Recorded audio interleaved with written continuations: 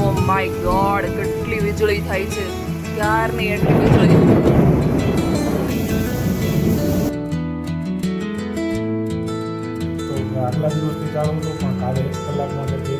બહુ વધારે પડતો પડી ગયો. અમારે વડોદરામાં તો બહુ વરસાદ નથી એટલે બહુ વાંધો નતો. સુરતમાં એટલો વરસાદ પડ્યો છે ને. વરસાદ આવી રહ્યો છે અત્યારે.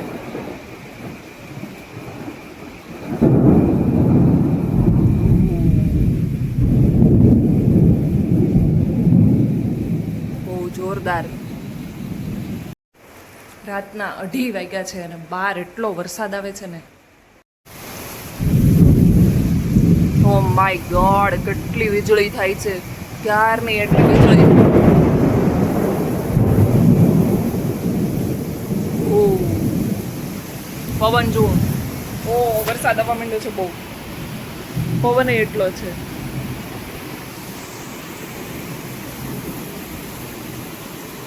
અહીંયા સુધી પાછળ આવે છે. એટલી વીજળી અને વરસાદ થઈ રહ્યો છે ને ત્યારે મને લાગે છે કે વરસાદ નહોતો આવ્યો ને તો નહોતો આવતો, પણ હવે આવ્યો છે ને તો ફૂલ ધોધમાર આવે છે.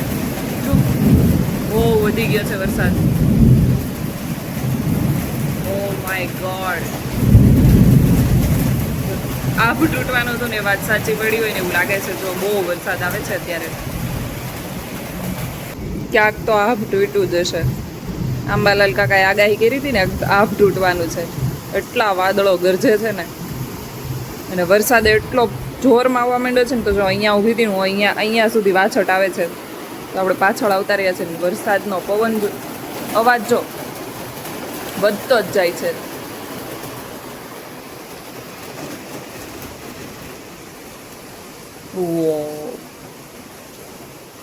સારું છે જક્ષુ અત્યારે સૂતો છે, નહીંતર એ તો બી જ જાય.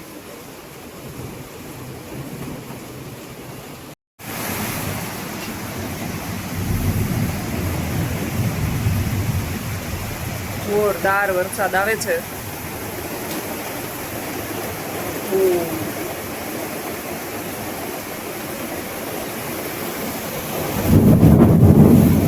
જો અહીંયા ખ્યાલ આવતો હશે કેટલો પવન. 7:30 થઈ ગયા છે અને આપણે જઈ રહ્યા છીએ કિચન તરફ. અહીંયા છે ને આપણે મગ બાફવા માટે મૂકવાના છીએ. અત્યારે જક્ષુના ટિફિનમાં બનાવવાનું છે મગ અને ભાત. તો આપણે મગનું શાક ને ભાત બનાવીને મોકલવાના છીએ. તો અહીંયા મગને બાફવા માટે મૂકી દઈએ અને ભાત પણ ઉકળવા માટે મૂકી દઈએ, એટલે બંને જોડે જોડે કામ થઈ જાય. અને એ પછી આપણે કરવા જવાના છીએ પૂજા.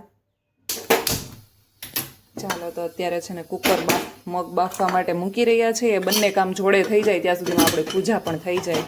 તો રાઈસ પણ બોઇલ કરવા માટે મૂકી દીધા છે અને અહીંયા મગ બાફવા માટે મૂકી દીધા છે. આરતી કરી લીધી છે. ચાલો હવે માળા અને શિક્ષાપત્રીના શ્લોક વાંચી લઈએ. મગ આપણા સરસ સેવા બફાઈ ગયા છે અને ભાત પણ ઉકળી જવા જ આવ્યા છે. હમણાં એને છે ને જારીની અંદર કાઢી લઈએ અને મગનું શાક પછી વઘારવાનું જ રહેશે ખાલી. Hello friends, very good morning, જય શ્રી કૃષ્ણ એન્ડ જય Swaminarayan. Welcome back to my channel. ગઈકાલે રાત્રે તો એટલો વરસાદ હતો ને કે મને એમ થતું હતું સારું છે જક્ષુ સૂતો છે, નહીંતર એ જાગતો જ ને તો તે વધારે ડરી જાત, કેમ કે એટલી વીજળીઓ થતી હતી ને ફૂલ પવનમાં વરસાદ આવતો હતો. તમે આગળ જોયું જ હશે કે કેટલો વરસાદ આવતો હતો અને આમ રિયલ ફીલ તો એકદમ અલગ હતી. અને આંબાલાલ કાકાએ જે આગાહી કરી હતી એ બિલકુલ સાચી પડી. 12 વાગ્યાનો વરસાદ જેણે કીધો હતો, પરંતુ કદાચ મને લાગે છે કે સુરતમાં 12 વાગ્યાનો હશે. અહીંયા અમારે રાત્રે લગભગ 2:30-3 જેવું થયું હતું અને ફૂલ વાવાઝોડું, વરસાદ ને વીજળી ને એવું બધું થતું હતું. છાશમાં આપણું શાક વઘારાઈ ગયું છે અને ચાલો હવે ત્યાં સુધીમાં છે ને આપણે ભગવાનને દૂધ ધરી આવીએ. અને રાઈસને મેં થોડા પોળા પોળા કરી દીધા છે એટલે એકદમ ઠરી જાય ને તો પછી જક્ષુના ટિફિનમાં ભરી દેવાય.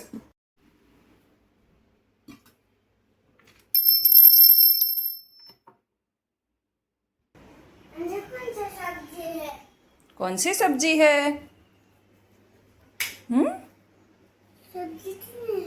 જક્ષુભાઈ એનાલિસિસ કરી રહ્યા છે કે આજે મારા ટિફિનમાં શું ભરાવાનું છે. હે એવું વિચાર છો?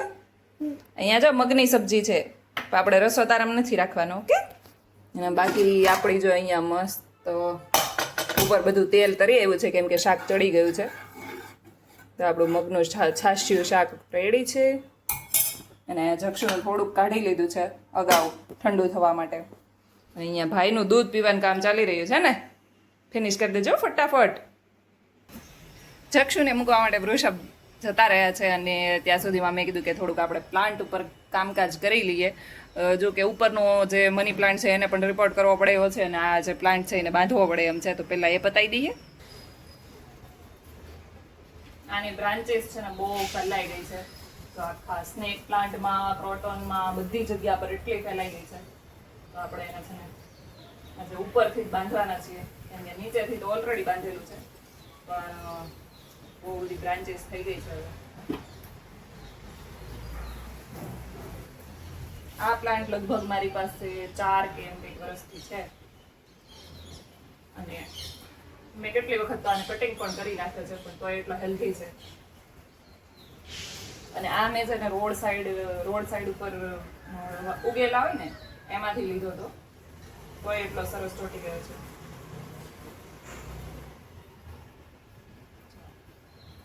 અત્યારે આપણો બંધાઈ ગયો છે, તો ઉપરથી એટલો ફેલાઈ ગયેલો લાગે છે.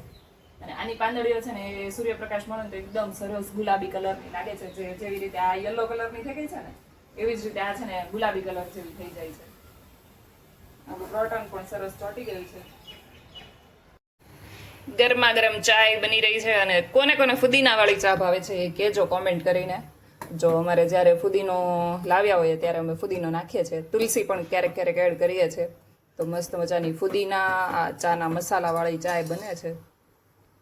અત્યારે સવારમાં તો એટમોસ્ફિયર એકદમ ખુલ્લું છે, બિલકુલ વરસાદ નથી, પણ રાત્રે એટલો વરસાદ અને વીજળી હતું ને. વૃષભ, તમને ખબર છે કાલે કેટલો વરસાદ આવ્યો હતો રાત્રે 2:30 વાગે? અવાજ તો આવતો હતો ભડાકા ભડાકા. હા, જક્ષુ ઉઠી ન જાય એટલે તો વાલડું શરૂ કરી દીધું હતું. તોય આપણે તો ઓછો પડ્યો. હા, સુરત ખબર કેટલો પડ્યો કાલે.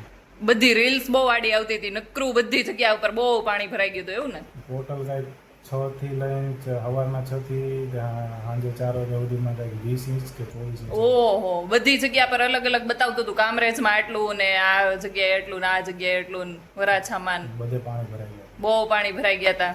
મેં ઘણા લોકોને ફોન કર્યા છે. તમારા બધા ફ્રેન્ડ રિલેટિવ ને આપણે પરેશ બાપા ને ઈ છે ને કાકા પછી બાપા ને કાકા ને બાપા ની બધા ચાલતા આવ્યા ગાડી લઈને, તો ગાડી ચાલે એવું જ નહોતું.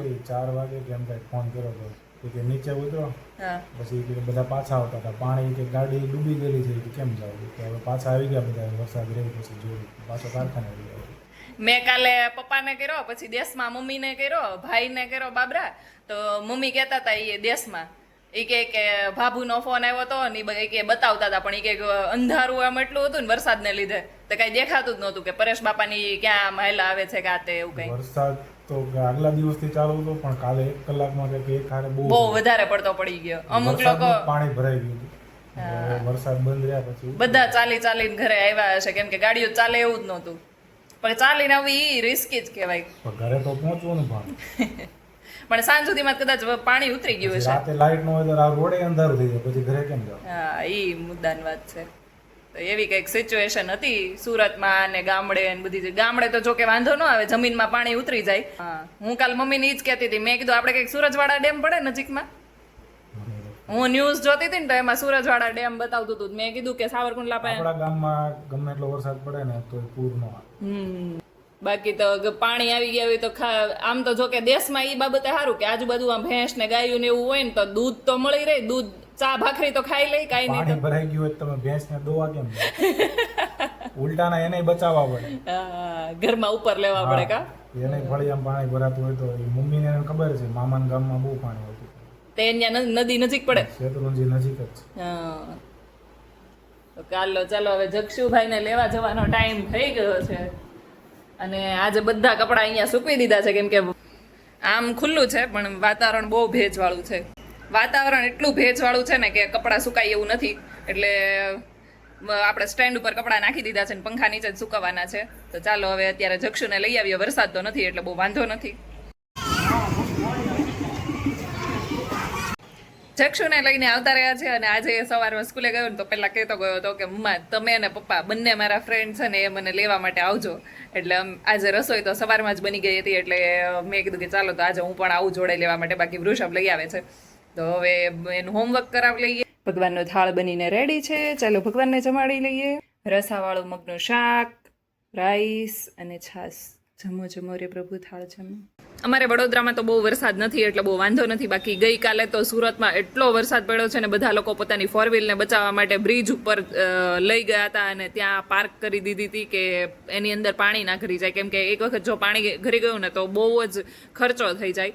ફોર વ્હીલમાં મોસ્ટલી વધારે ખર્ચો થઈ જાય અને બાકી ટુ વ્હીલમાં ને એમાં તો થાય જ. ટુ વ્હીલ પણ અડધી ડૂબી જાય ને એટલું પાણી ભરાઈ ગયું હતું, છતાં પણ લોકો રિસ્ક લઈને ઘરે જવા માટેની ટ્રાય કરતા હતા, કેમ કે આપણે જે 2007માં સુરતમાં જે લોકો રહેતા હશે એને ખબર હશે કે પૂર આવ્યું હતું. એ લગભગ 2 કે 3 દિવસ જેટલું રહ્યું હતું. એ મને યાદ છે અત્યારે પણ કે રક્ષાબંધન ઉપર આવ્યું હતું. અને અત્યારે પણ કદાચ એવી સિચ્યુએશન થઈ જાય તો એટલે લોકો છે ને જોબ ઉપર કે ગમે ત્યાં ગયા હોય ને તો ત્યાંથી ઘરે પહોંચવા માટેની કોશિશ કરતા હતા, કેમ કે રાત્રે પછી જો લાઇટ જતી રહી તો રાત્રે રસ્તા ઉપર પણ કંઈ ના દેખાય અને દિવસે સવારે 6 થી સાંજે 6 વાગ્યા સુધી એટલો વરસાદ આવતો હતો કે લોકો રિસ્ક લઈને પણ ઘરે જતા હતા. તમે લોકો કયા સિટીમાંથી છો અને તમારી સાથે કંઈ પણ બનાવ બની ગયો હોય આવો વરસાદનો તો મને કોમેન્ટમાં જણાવજો. આજનો વિડીયો આપણે અહીંયા જ એન્ડ કરીએ છીએ. કાલે મળીએ ફરી એક નવા વ્લોગની સાથે. ત્યાં સુધી બાય, જય શ્રી કૃષ્ણ, જય સ્વામિનારાયણ.